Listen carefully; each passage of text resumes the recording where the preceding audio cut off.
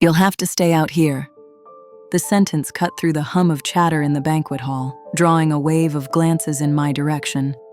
I tightened my grip on the folder I carried, the one holding half a year's worth of analysis that had quietly saved the company millions. "Sorry?" I said, barely loud enough to rise above the gentle ring of cutlery and glasses. Celia, our director of brand development, waved a hand vaguely in my direction.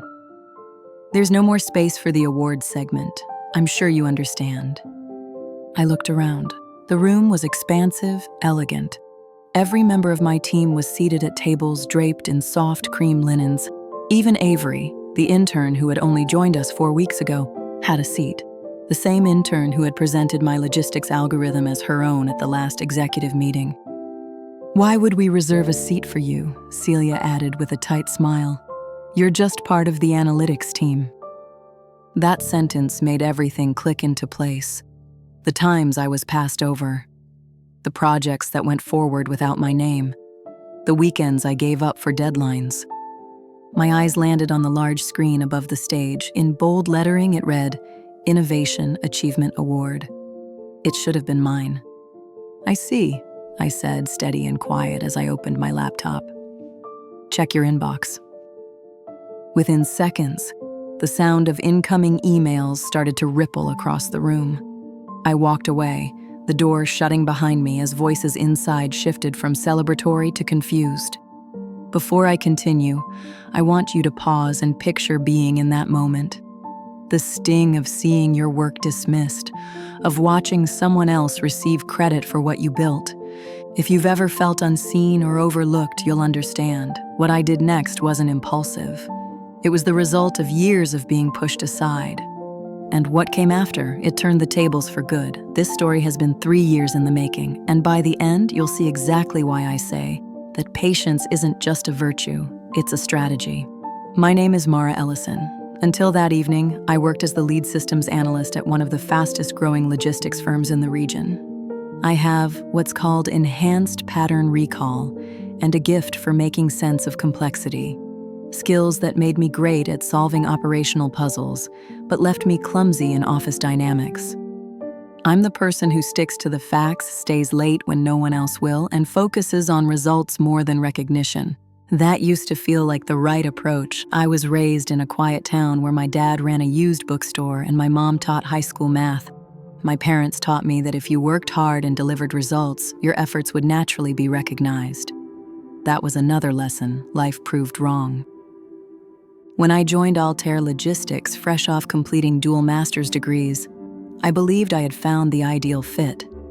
A place where smart systems and original thinking were supposedly the highest currency.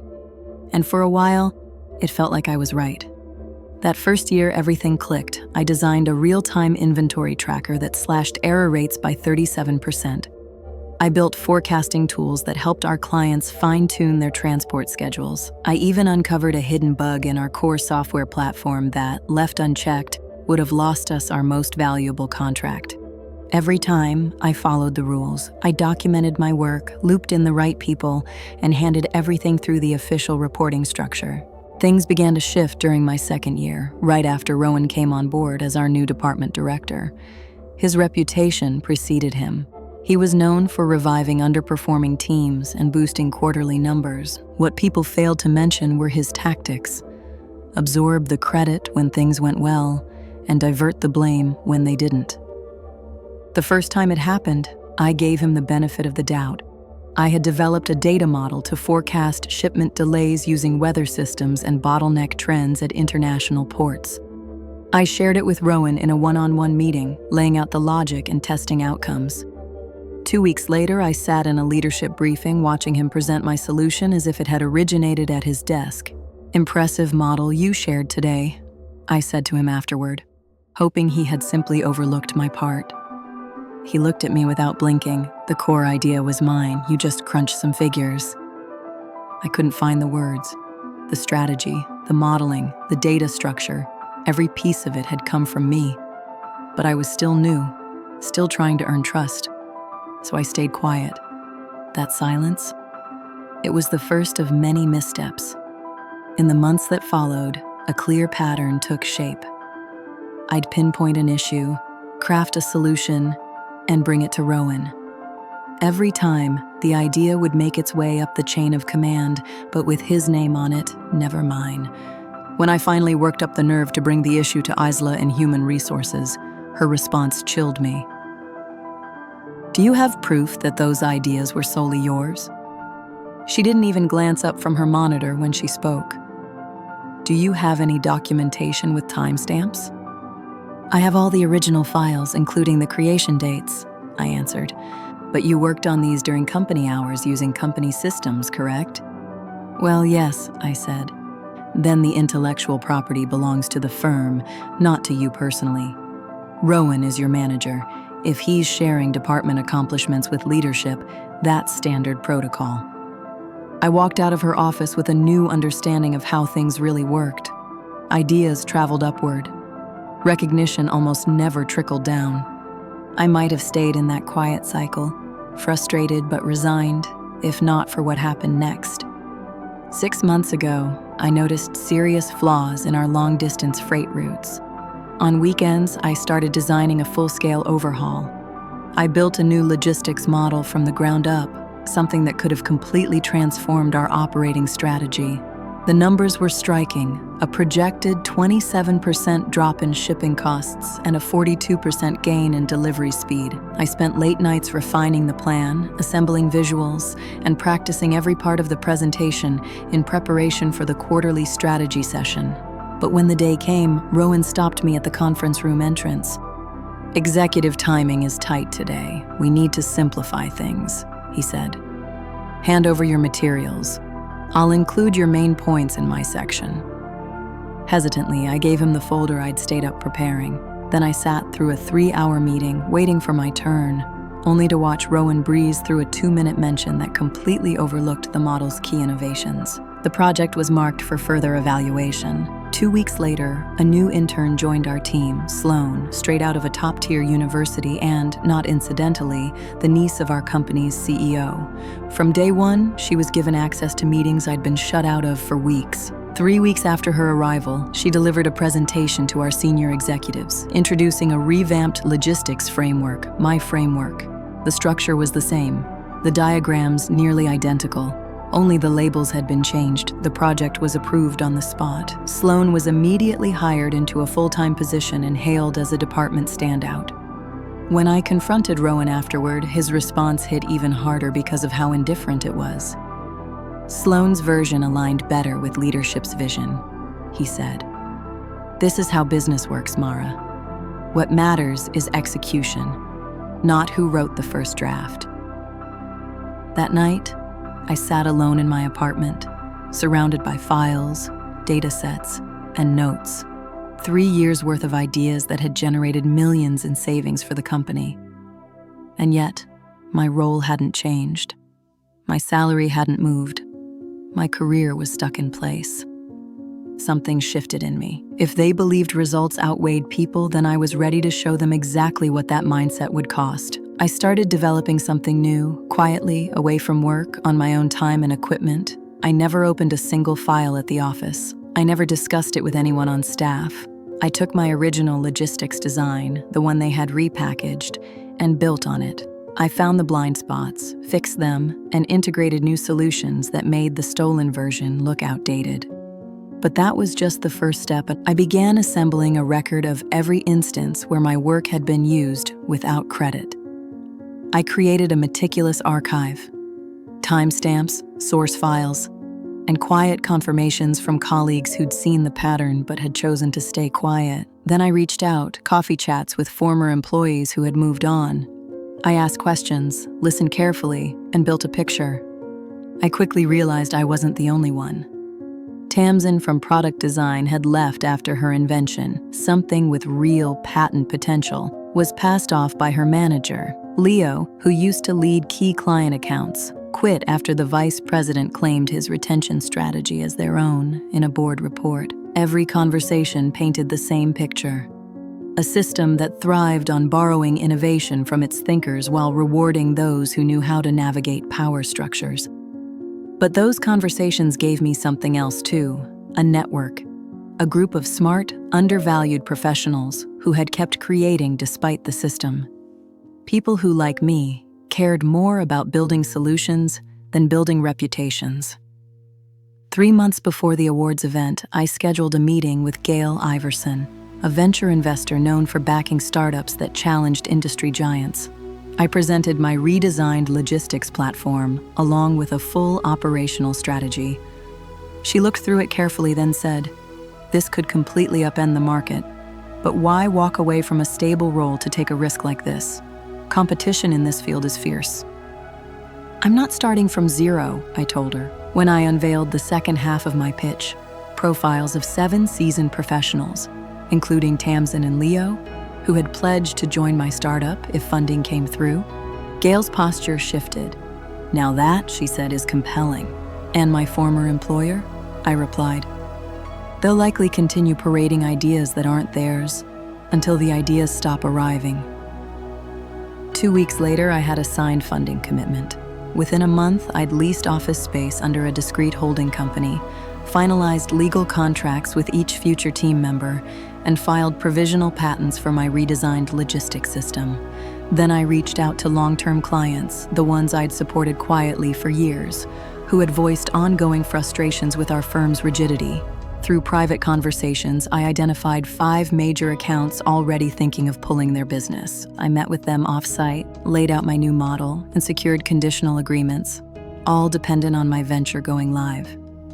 The pieces were falling into place. I just needed the right moment to set everything in motion. The quarterly awards event gave me exactly that. When I found out that Sloan would be receiving the Innovation Excellence Award for the logistics plan she'd lifted from me, I started preparing my final move.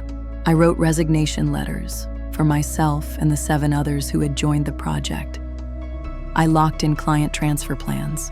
I worked with a communications team on a formal announcement for the new company. On the morning of the ceremony, I chose my outfit carefully, a tailored navy dress, understated but strong. I arrived early, folder in hand, not because I expected to speak, but because I wanted them to see me with it one last time. I stood quietly near the entrance of the lavish conference hall, watching people file in and take their seats. Rowan led Sloan toward the front, placing her beside senior leadership. I saw Celia, the same person who always treated our team like we were background staff, hovering over the guest list. When she noticed me standing there, her face went from surprise to annoyed in seconds. That's when she said it. "You'll have to stay out here."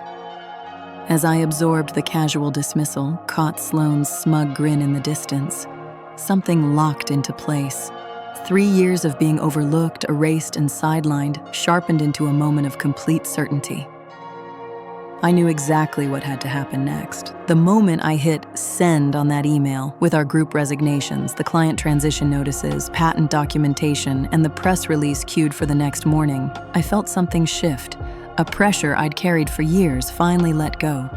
The sound of message alerts began echoing across the banquet hall as I turned and walked away without glancing back.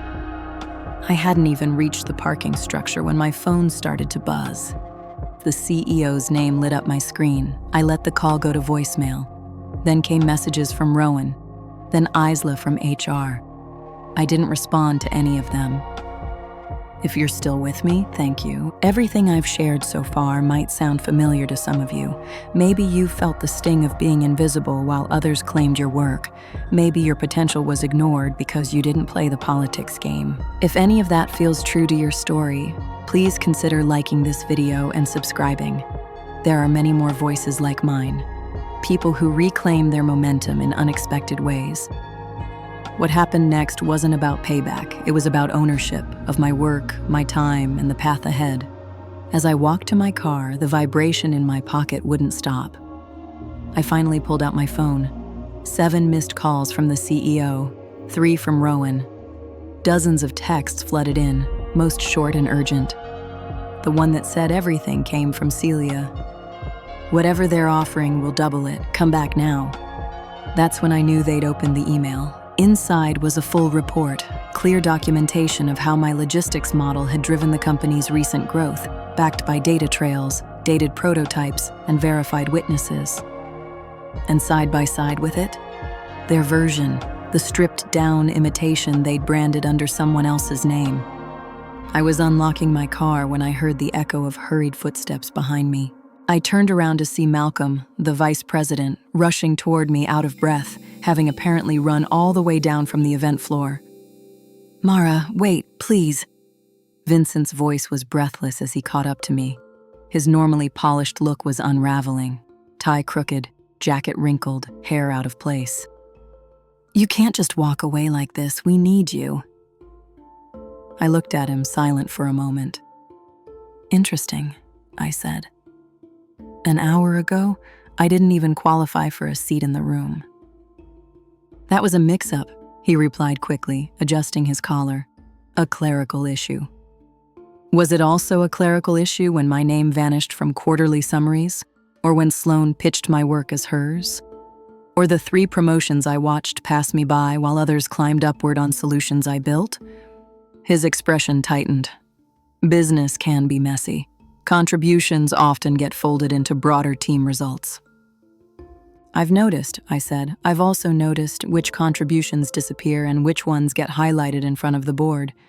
But honestly, that's not my problem anymore. The clients you approached," he started, "they're still under exclusivity clauses. They can't just shift their contracts to you." For the first time that day, I smiled. "You may want to reread those agreements. The language limits them from working with your direct competitors. My platform isn't a copy. It's a completely re-engineered system I built independently, outside work hours using none of your resources. That makes it a distinct category." I paused before adding, "Your legal department actually reviewed this 6 months ago when I submitted the concept internally. They passed on it." Color drained from his face. "What do you want?" he asked. "A promotion, shares, title, name it." "What I wanted," I said as I opened my car door, "was acknowledgement, respect, a place at the table I helped design." I looked at him one last time. "But today you showed me something better. I don't need your table. I'm building my own." As I pulled out of the garage, I saw more executives rushing in, phones in hand, their awards event clearly forgotten. My phone kept vibrating. I pulled over just long enough to silence it, but not before I saw a message from Tamsin pop up on the screen. "It's done. We've all resigned. See you at the new space." That new space was a refurbished warehouse I'd secured weeks ago through a holding firm. When I arrived, my team was already there, Tamsin, Leo, and 5 other colleagues who had turned in their resignations at the same moment I had. The departure of our team triggered a talent loss our former company couldn't quickly recover from, and they knew it. "Did they try to stop you?" asked Meredith, our operations coordinator, who had consistently been overlooked despite being the key driver behind some of the company's most profitable client accounts. "Vincent ran after me in the garage," I said, taking a sip of water. "Offered anything I wanted." "I bet that felt satisfying," Leo added, handing me a cup of coffee from the machine we'd set up the weekend before. "Not as satisfying as this," I replied, opening my laptop. On the screen was a message from our first major client. Not only had they agreed to shift their entire contract to us, they'd introduced us to 2 additional partners who were eager to learn more about our system. For the next several hours, we worked through the final details of our launch. Our company, Nexus Parallax, would go public the following morning, unveiling our proprietary logistics model as its core offering. The patent I had submitted would protect our work, and the signed client deals would ensure immediate income. At 7:30 p.m., my phone buzzed with a number I didn't recognize. I was about to let it ring out when Tamsin glanced over. "That's the private line of their board chair," she said quietly. I answered and put it on speaker so everyone in the room could hear. "Ms. Ellison," came the gravelly voice of Charles Haddon, the elusive chairman of our former company's board. "I believe we should speak." "I'm listening," I said. "I've reviewed everything you submitted. Your documentation raises serious concerns," he continued. "I'd like to meet privately and discuss a resolution." "I appreciate the outreach, Mr. Haddon," I said, keeping my tone even. "But there's nothing left to resolve. My decision has already been made." Perhaps I wasn't clear. he replied, voice suddenly colder. This organization has resources you may not fully grasp. If you choose to move forward with this venture, we'll have no choice but to defend our interests. Are you threatening me? I asked plainly. I'm laying out potential outcomes, he said. Litigation for confidentiality breaches, legal claims disputing your patent. We can make sure your venture never sees daylight. I gave Leo a nod, and he quietly started recording the call. Mr. Haddon, I said, keeping my voice steady. Everything I've done is legal and well documented. The systems I'm moving forward with were created entirely on my own time, using my own equipment. Your legal department reviewed them 6 months ago and confirmed they weren't tied to company assets. As for confidentiality, I continued, I haven't shared a single protected detail. I simply let former clients know I was launching a new business and invited them to explore our solution. They're still under contract with us, he shot back. Contracts with performance terms your company hasn't been meeting, I said. They were already looking for alternatives. I didn't convince them to leave. I gave them one. The line went silent, then his tone shifted. What would it take to bring you back, he asked. Name your terms. I glanced around the room at my team, skilled, overlooked individuals who had chosen to take this leap alongside me. There aren't any terms, Mr. Haddon, I said calmly. This isn't about leverage. It's about starting something new. After the call ended, we turned our focus to preparing for the press. We expected the announcement to hit by midnight and had to be ready. Exhausted but running on adrenaline, we gathered around the conference table, the one we'd put together ourselves just days earlier. To Nexus Parallax, Tamsin said, lifting a paper cup filled with vending machine coffee. And to Mara, she added, who reminded us what's possible when you stop settling for places that don't see your worth. This isn't just about me, I said. Everyone in this room made this happen. We're building something none of us could have done alone. That night, I slept more soundly than I had in years, even with everything still ahead of us. The next morning at precisely 8 a.m., our press release went live, just as the markets opened. By 8:15, financial news outlets had picked up the story. A bold new logistics firm had entered the scene, led by a group of former industry insiders. By 9 a.m., headlines began covering the immediate dip in my former employer's stock. At 9:30, we gathered around a monitor to watch their CEO deliver a last-minute press conference. His usual polished demeanor had cracked. He stumbled through prepared remarks, assuring investors that the departure of a handful of staff would not disrupt operations. The markets disagreed. During his 17-minute appearance, the company's stock price slid another 7%. Then came the announcement Rowan would be transitioning out of his role to explore new opportunities. I didn't feel triumphant, just resolved. It confirmed what I already knew, that they would keep shifting blame to individuals instead of facing the deeper dysfunction they'd cultivated. By noon, our phones were lighting up with calls from prospective clients, investors, and even former coworkers who now wanted to join us. The industry had noticed, and just like that, our schedule began filling with meetings. What our former company never understood was this: true progress doesn't come from titles or power structures. It comes from recognizing and empowering the people who create solutions. A week after launch, just as we were preparing to meet with what would soon become our largest new client, I noticed an email in my inbox. It was from Sloan. Subject, I didn't know. The message was short. I was told the system had been developed as a team effort and that your role had already been compensated. I never meant to take credit for your work. For what it's worth, I'm sorry. I started to type a reply, then paused. Maybe her apology was genuine, but it didn't undo what had happened. She hadn't created the culture, but she'd benefited from it. I closed the email without responding and turned back to the meeting prep. There was real work ahead, the kind worth building from the ground up. 3 months after launching Nexus Parallax, we had signed contracts with 27 clients, including 3 of the country's largest freight carriers. Our reimagined approach to logistics had already reduced average costs for clients by 31%, surpassing even my initial estimates. We'd expanded from our founding group of 8 to a team of 23, carefully bringing on individuals who combined expertise with integrity. But the real moment of validation came 6 months after the awards event that set everything in motion. My former employer announced a full-scale, strategic reorganization, a move that analysts immediately labeled a scramble to stay relevant. Since our launch, their stock had dropped 43%, and whispers of a potential acquisition were making rounds on financial news platforms. I was reviewing our quarterly performance metrics when my assistant stepped into my office. "Someone's here asking to see you," she said. "It's Mr. Harland, the former VP." "Does he have a meeting on the calendar?" I asked. "No," she replied, "but he said it's urgent." I thought briefly about declining, then changed my mind.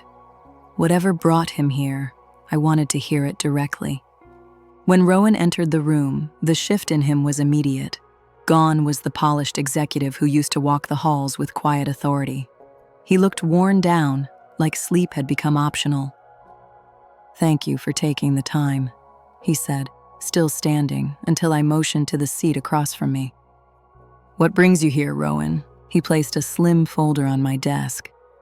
"This is an official acquisition proposal," he said. "The board is interested in purchasing Nexus Parallax and folding your platform into the parent company's tech suite." I opened the folder, scanned the opening number, and shut it again. "That's a generous offer," I said. "It represents the value you've built," he responded, "and the expense of trying to compete with you." "Why are you delivering this?" I asked. "Where's the investments division?" He shifted in his seat.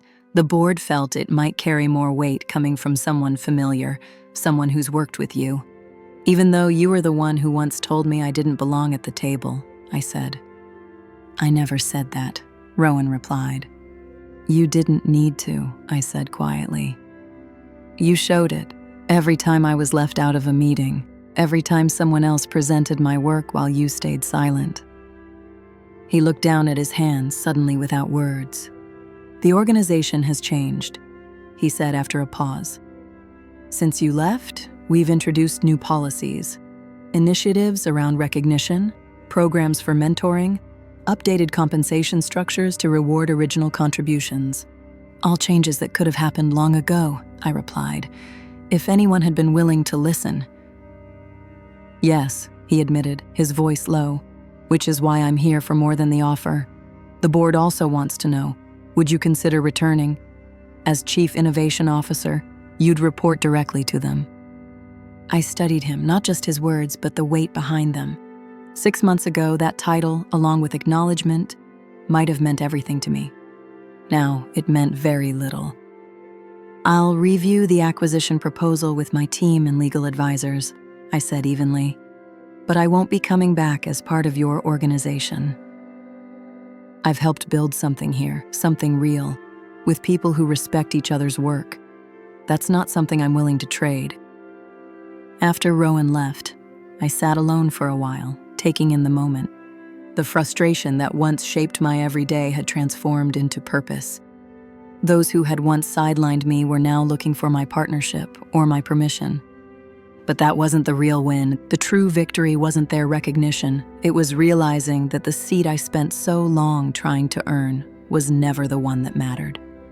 By building something of my own, I didn't just create a seat for myself. I built a place where every voice had one. The outcome I had once imagined as revenge turned out to be something far more fulfilling. Yes, my former company struggled, but that wasn't the part that mattered most. What mattered was watching our company grow into something meaningful. We weren't just turning a profit, we were building an environment where creativity thrived because people felt secure enough to share freely. 6 months after Rowan's visit to our office, we formally declined the buyout offer. Instead, we announced plans for international expansion. Exactly 1 year after I was told to stand outside that awards ceremony, I stepped onto the main stage at the largest logistics conference in the industry as the keynote speaker. Scanning the audience, I saw familiar faces. Several of them belonged to former colleagues, but their expressions had changed. They weren't looking past me anymore. They were listening. they were seeing me. I opened my talk with the same words that had once been used to push me aside. "You'll have to stay out here." A quiet ripple moved through the room. "Those were the words," I continued, "that changed the course of my life. Not because they hurt, though they did, but because they finally revealed what I hadn't wanted to admit, that I was waiting for acknowledgement from people who were never going to offer it willingly. I was using their standards to define my worth instead of trusting my own." The room went still. I told the story of my path, not from employee to founder, but from being undervalued to standing fully in my own conviction. I didn't mention names, I didn't need to. This story was no longer about what had been taken. It was about what had been built, and it was about the strength that comes from recognizing your own value even when others can't, or won't, see it. As I looked into the eyes of the audience, some moved, some thoughtful, a few visibly uneasy, I closed with one final truth. The most meaningful seat isn't the one someone else decides to offer you. It's the one you create for yourself. Have you ever been in a place where your work was overlooked or handed to someone else?